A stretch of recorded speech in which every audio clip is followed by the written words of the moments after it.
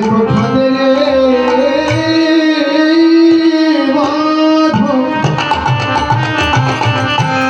আজি বিনয়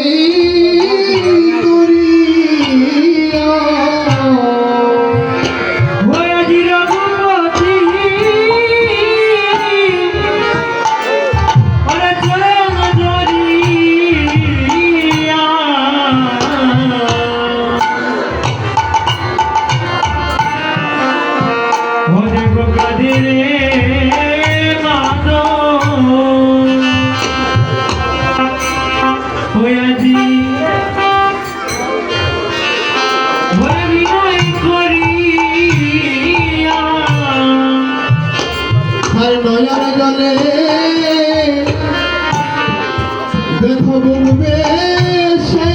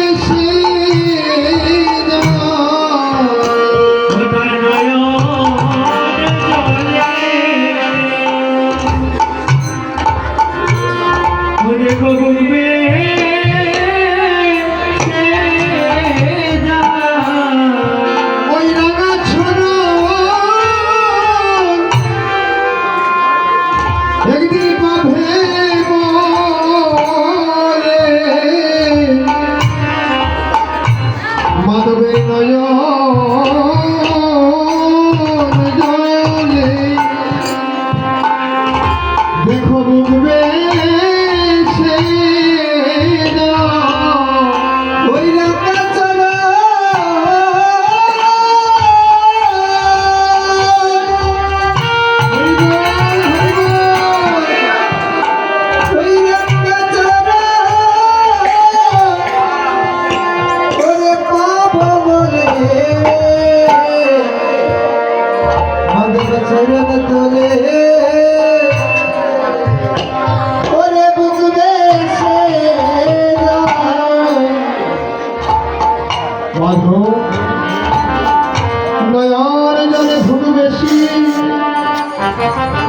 রঘুপতির চরণে নিবেদন করে বলছে, প্রভু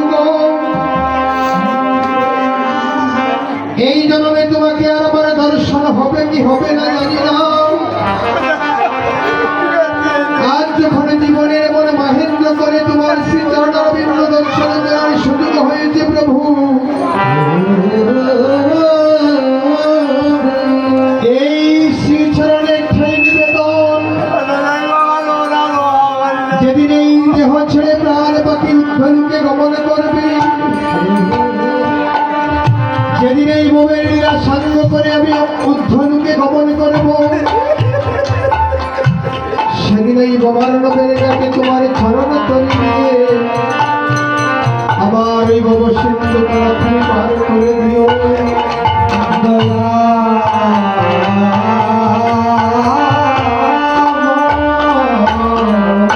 সেদিন এই জগতের গাড়ি বাড়ি ঐশ্বর্য ধন সম্পদ টাকা করি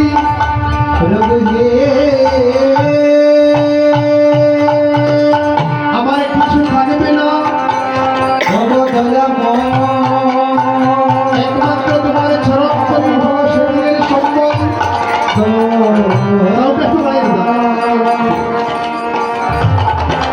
তেমনি ভাবে আমাদের এই মানব লীলায় যারা আমরা অবতীর্ণ হয়েছি, আমাদের বিদায়ের দিন অন্তিম দিনে কিন্তু সেদিন আমাদেরও কিছু থাকবে না। হরি বল। চার বেহার পালকি আরোহণ করে আমাদের শ্মশানে ঘাটে যেতে হবে। সেদিন শ্মশান হবে শেষ ঠিকানা, তোমার গাড়ি বাড়ি কিছু হবে না, শ্মশান হবে শেষ ঠিকানা।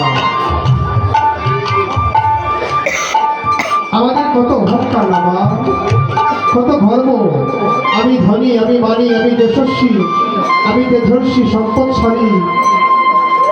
যেদিন এই দেহ থেকে বায়ুরূপী ভগবানের সম্বন্ধ ছেদন হয়ে যাবে, সেদিন এই দেহটা লাশ হয়ে যাবে হইব। সেদিন অমুক বাবু ধমক বাবু নাম থাকবে না, সবাই লাশ দর্শন করতে আসবে, তাই না? যা দাম্পি কোথায় কত মানুষ আক্রান্ত হতো, একটা সিগা তাকে টেনে নিয়ে যাবে হরিব। কিসের অহংকার, কিসের অভিমান! এই ঝরাজীর্ণ শরীরে আমাদের অহংকার অভিমান থাকাটা অনাবশ্যক। আমরা যেন বৈষ্ণব চরণে আত্মসমর্পিত হয়ে মস্তক নিন্দন আমি করি। আমরা যেন ভক্ত বৈষ্ণবের চরণারবিন্দের আশীর্বাদ নিয়ে রাধা মদনমোহনের কৃপালব্ধ তার শ্রী চরণারবিন্দে উপনীত হতে পারি। এটাই হলো আমাদের মানব জীবনের পূর্ণ দর্শন।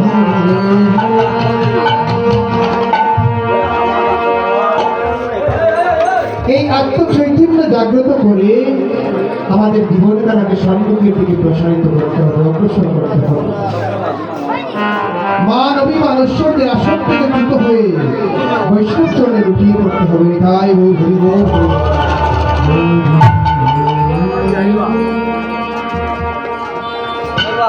আমরা কৃষ্ণগঞ্জে যাই না, বাগবত আসরে যাই না বাবা, কিছু মানুষ দেখবেন সুট ফুট পরিধান করে চেয়ারে বসে কিনা ভালো কাপড় নষ্ট হয়ে যাবে, ভালো পোশাক পরিপাটি নষ্ট হয়ে যাবে। তাদের দুর্ভাগ্য বৈষ্ণব চরণের কৃপা লব্ধ পেল না।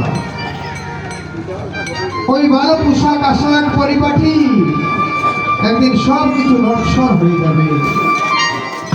আর বৈষ্ণব চরণের যে আধ্যাত্মিক সম্পদ, ওইটা তোমার নিত্যদিনের অন্তিম দিনের সঙ্গী হয়ে যাবে। হরিবল হরিবল। তাই যেখানেই যাবেন একটু আসনকে প্রণাম করে বৈষ্ণব চরণগুলি অঙ্গ স্পর্শিত করে আসার চেষ্টা করবে, যেন কোনো শুদ্ধ ভক্ত বৈষ্ণবের বদলে স্পর্শিত হয়ে আমার এই পাপী দেহখানা শীতল হয়ে যায়, পাপ মুক্ত হয়ে যায়। শাস্ত্র আমাদের জানিয়ে দিলেন, সাধুনাং দর্শনাং পুণ্যাং গঙ্গা স্নানং ফলবাপ্যতি। সাধুগুরু ভক্ত বৈষ্ণবের প্রধান কমল দর্শন করা নিমিত্তে গঙ্গা স্নানের পবিত্র ফল অর্জন হয়ে যায়। আসলে বেশি অধিক হয়ে যাচ্ছে, আমরা মহাপ্রভুর শ্রী মহন্ত বিদায় কীর্তনে প্রবেশ করব। আজ জীবাসন করে দ্বাদশ গোপাল 64 মহন্ত অনন্তগুলি ভক্ত বৈষ্ণবদেরকে সঙ্গে নিয়ে প্রভু আমার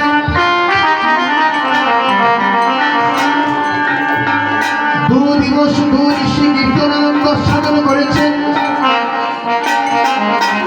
এখন বিদায় লগ্নে যখন উপনীত হয়েছে, দাদা নিতাই যাদের শরণাপন্ন হয়েছে, এই নিতাই ওই যে খানিক্ষণ বললাম ভগবান বিষ্ণুর বিশ্বমধ্যে সাহিত্য ছিলেন, সেই অনন্ত নাগ হলেন সত্যযুগের নিতাই। ক্রেতাযুগে ছিলেন লক্ষণ, তারপরে ছিলেন বলরাম, আর কলি হারাই পণ্ডিতের সন্তান নিত্যানন্দ নিতাই গৌর হরিবোল হরিবোল। এই নিতাই যাদের পাশে গিয়ে বসে বলছেন, দাদা গো, এই যজ্ঞের পরিকল্পনাকারী হলে তুমি, এই যজ্ঞের পরিকল্পনা তুমি করেছিলে বলে আবার অদ্বৈতের আয়োজনে যজ্ঞ করা হয়েছে। এখন সময় অতিক্রান্ত হয়ে গেছে সংকল্প থেকে, কেমন করে আমি ভক্ত বৈষ্ণবদেরকে বিধায় করে দিয়ে সুন্দর দিকে বসে থাকবো। পীড়ার পাশ থেকে দাঁড়িয়ে বৈষ্ণব পদকবি গ্রহণ করে, আজি দেখো নিতাই চাঁদে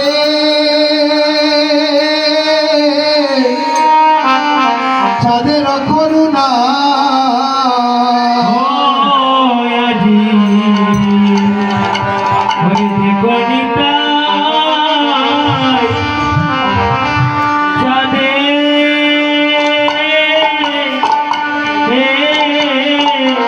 চাঁদের করুণা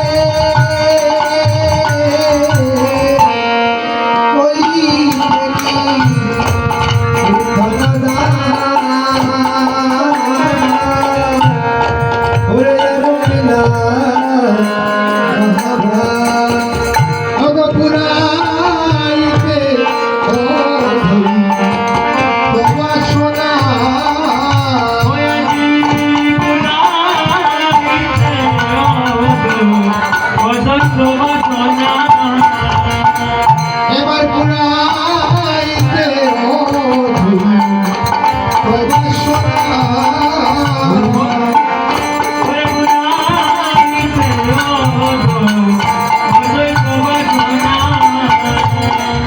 এবারও ধৈর্যের বাসনা প্রভু করিতে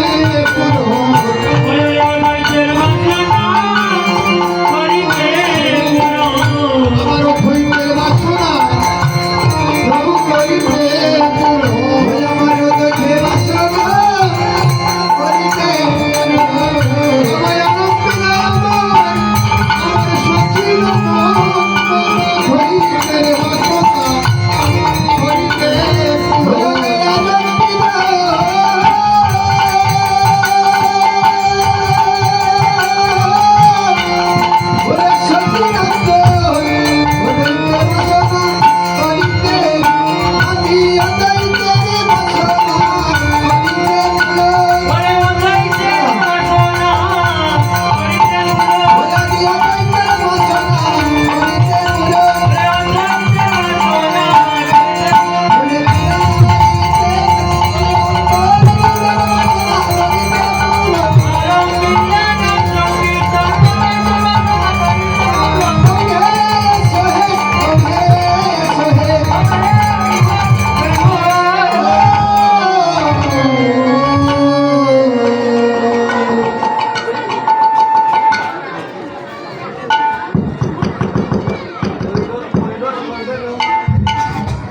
অদ্বৈতের বাসনা পূরণের নিমিত্তে সচিনন্দন গৌরহরি এই কলির যুগে কলির জীবকে উদ্ধারের নিমিত্তে এই হরিনাম সংকীর্তন মহাযজ্ঞের আয়োজন করেছেন। হরিবল হরিবল। আসিয়া অদ্বৈত রায় সম্মুখে দেখিতে পায় কলিগুলো বড় অন্ধকারে। অদ্বৈত প্রভু যখন আসলেন সুনামগঞ্জ জেলার লালপুর গোনায় তখন দর্শন করলেন এই কলির জীব পাপাচ্ছন্ন অন্ধকারে নিমজ্জিত। এই জীবকে উদ্ধারের নিমিত্তে প্রভু গঙ্গার জল তুলসী পত্র দিয়ে বাবলা বৃক্ষের নিচে দাঁড়িয়ে তপস্যায় গতি হলেন। 14 বৎসর এক পায়ে দাঁড়িয়ে তপস্যা করেছিলেন। আর সেই তপস্যার ফলশ্রুতিতে বৈকুণ্ঠের শ্রীনাথ ধরাভূমিতে অবতীর্ণ হলেন মধুময় শ্রীরাম নবদ্বীপ মণ্ডলে। তাই তাহলে আমাদের এই কলির জীবের ত্রাতা হলেন আমার অদ্বৈত প্রভু। পঞ্চতত্ত্বের মধ্যে সবচেয়ে জ্যেষ্ঠ অদ্বৈত হলেন এই জীবের ত্রাতা। অদ্বৈত প্রভু যখন প্রভুকে নিয়ে এসেছেন এই জীবকে উদ্ধার করার জন্য, প্রভু এসে অদ্বৈত অঙ্গনে এই যজ্ঞের শুভ সংকল্প করলেন আর যজ্ঞের স্থানটা নির্বাচন করলেন শ্রীবাস সংঘ। শ্রীবাস পণ্ডিত আমাদের এই শ্রীহট্টের সন্তান, অদ্বৈতাচার্য আমাদের শ্রীহট্টের সন্তান। অনেক গুণীজন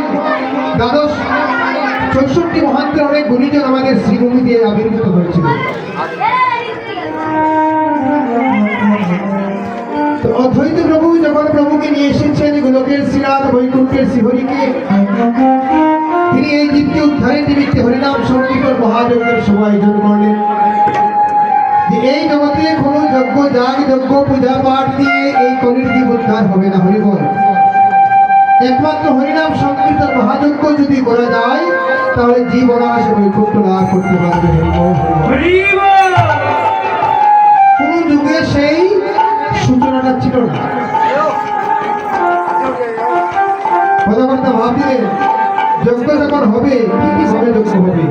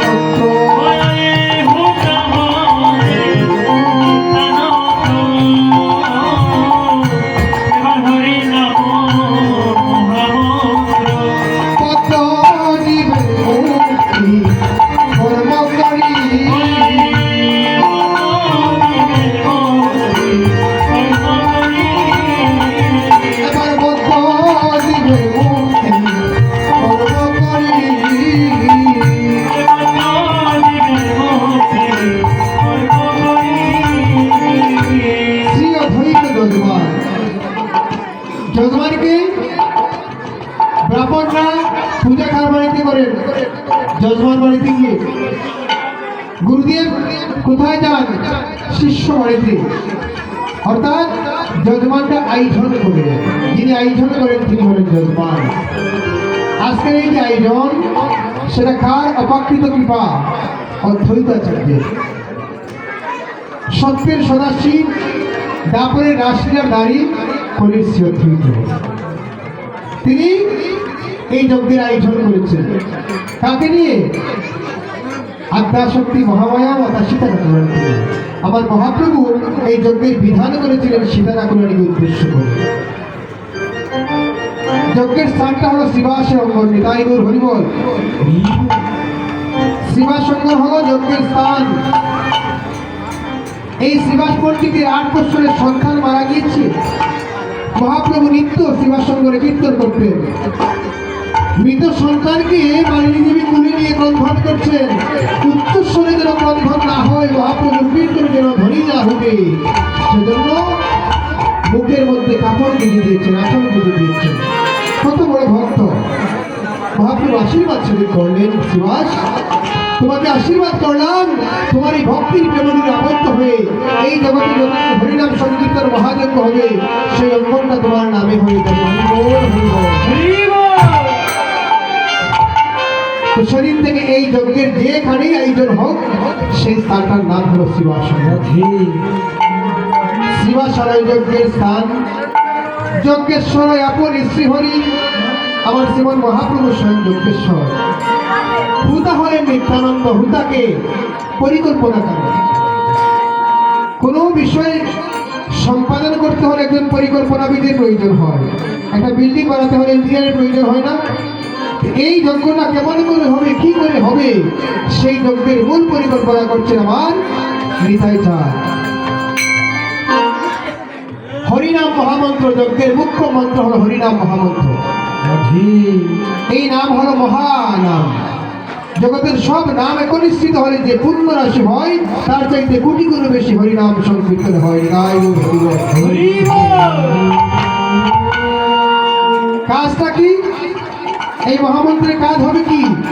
এই মহামন্ত্রের কাজ হবে, মহাপ্রভু বলছেন যে বদ্ধজীবের মুক্তি, বদ্ধজীবের মুক্তি কর্ম করি। বদ্ধজীব কারা?